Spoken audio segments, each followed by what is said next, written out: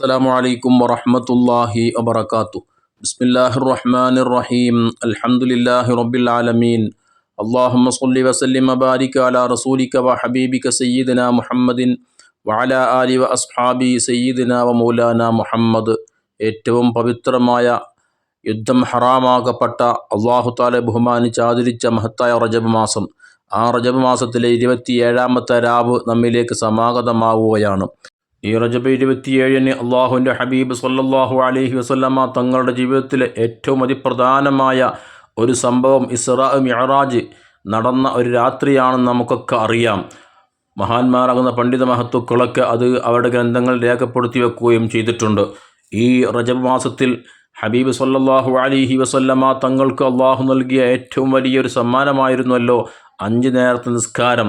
ആ നിസ്കാരം അള്ളാഹുവിൻ്റെ ഹബീബ് സല്ലല്ലാഹു അലൈഹി വസല്ലമ തങ്ങൾക്കും അവിടുത്തെ ഉമ്മത്തുകളാകുന്ന നമുക്കും അള്ളാഹു തആല നിർബന്ധമാക്കാൻ വേണ്ടി മുത്ത് ഹബീബ് സല്ലല്ലാഹു അലൈഹി വസല്ലമ തങ്ങളെ അള്ളാഹുവിലേക്ക് ക്ഷണിച്ച് ധാരാളം അത്ഭുതങ്ങൾ മുത്തുനബി തങ്ങൾ സല്ലല്ലാഹു അലൈഹി വസല്ലമ തങ്ങൾ കാണിച്ചു കൊടുക്കുകയും അള്ളാഹുവുമായി നേരിട്ട് അഭിമുഖ സംഭാഷണം നടത്തി നിസ്കാരമെന്ന സമ്മാനവുമായി അള്ളാഹുവിൻ്റെ ഹബീബ് സല്ലല്ലാഹു അലൈഹി വസല്ലമ തങ്ങൾ തിരിച്ചു വന്ന ഇസ്രാ മിഅ്റാജിൻ്റെ രാത്രി, അത് റജബ് 27-ാം രാത്രിയാണെന്നാണ് മഹാന്മാരാകുന്ന പണ്ഡിത മഹത്തുക്കൾ ബഹുഭൂരിപക്ഷവും അവർ രേഖപ്പെടുത്തി വച്ചിട്ടുള്ളത്, അവർ അഭിപ്രായപ്പെട്ടിട്ടുള്ളത്.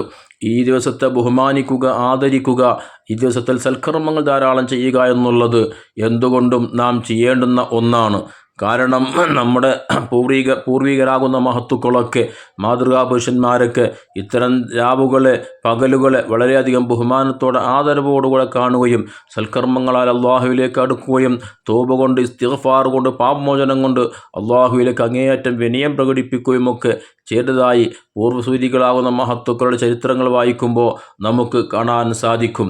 അതുകൊണ്ട് തന്നെ ഇത്ര ദിവസങ്ങൾ ധാരാളം നന്മകൾ ചെയ്യാൻ നമ്മൾ മുന്നോട്ട് വരണം. അതിലേറ്റവും പ്രധാനപ്പെട്ട ഒന്നാണ് 27-ൻ്റെ അന്ന്, റജബ് 27-ൻ്റെ അന്ന് നോമനുഷ്ഠിക്കുക എന്നുള്ളത്. കാരണം റജബ് 27 എന്ന് പറയുമ്പോൾ മാസത്തിലെ അവസാനത്തെ ദിവസമാണ്. ആ അവസാന ദിവസങ്ങൾ നോമനുഷ്ഠിക്കൽ പ്രത്യേകം സുന്നത്തുള്ളതായി അയ്യാമു സൂദിൽ നോമനുഷ്ഠിക്കൽ പ്രത്യേകം സുന്നത്തുള്ളതായി ഹദീസുകളിൽ വന്നിട്ടുണ്ട്. അതിൻ്റെ പുറമെ യുദ്ധം ഹറാമാക്കിയ പവിത്രമാക്കപ്പെട്ട മാസങ്ങളിൽ നോമനുഷ്ഠിക്കുന്നതിന് വലിയ പ്രതിഫലമുണ്ട്. അത്തരമൊരു മാസമാണ് റജബ് മാസം.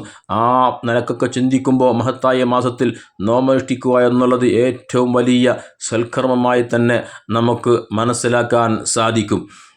അതിൻ്റെയൊക്കെ പുറമെ മഹാനായ ഹബീബ് സല്ലല്ലാഹു അലൈഹി വസല്ലമ തങ്ങൾ തന്നെ റജബ് 27-ൻ്റെ അന്ന് നോമനുഷ്ഠിക്കൽ പ്രത്യേകം സുന്നത്തുള്ളതായും ആ നോമ്പിന് വലിയ പ്രതിഫലം നൽകപ്പെടുമെന്നൊക്കെ പറഞ്ഞതായി ബഹുമാനപ്പെട്ട ഇമാം ഗസാലി റളിയല്ലാഹു തആല അൻഹു അടക്കമുള്ള പണ്ഡിത മഹത്തുക്കൾ അവരുടെ ഗ്രന്ഥങ്ങളിൽ രേഖപ്പെടുത്തി വെക്കുന്നുണ്ട്. ഹബീബായ മുത്തുനബി മൻസാമയോമ സബഅ മിൻ റജബ്, റജബ് 27-ൻ്റെ അന്ന് വല്ലൊരുത്തൻ നോമനുഷ്ഠിച്ചാൽ കതബല്ലാഹു ലഹു സുയാമ 60 ഷഹ്റ, 60 മാസം നോമനുഷ്ഠിച്ച പ്രതിഫലം അയാൾക്ക് രേഖപ്പെടുത്തി വെക്കുമെന്ന് ഹബീബ് സല്ലല്ലാഹു അലൈഹി വസല്ലമ തങ്ങൾ പറഞ്ഞതായി ഇമാം ഗസാലി റളിയല്ലാഹു തആല അൻഹു രേഖപ്പെടുത്തി വെക്കുന്നുണ്ട്. അതിന് മാത്രം പവിത്രതയുള്ള, വളരെയധികം ബഹുമാനമുള്ള, വലിയ പ്രതിഫലം ലഭിക്കപ്പെടുന്ന ഒരു നോമ്പാണ് റജബ് 27-ൻ്റെ അന്നത്തെ നോമ്പ്. അതനുഷ്ഠിക്കാൻ നമ്മൾ മുന്നോട്ട് വരണം. അല്ലാഹു നമുക്ക് തൗഫീഖ് പ്രദാനം ചെയ്യട്ടെ. ആമീൻ. അസ്സലാമു അലൈക്കും വറഹ്മത്തുള്ളാഹി വബറകാതുഹു.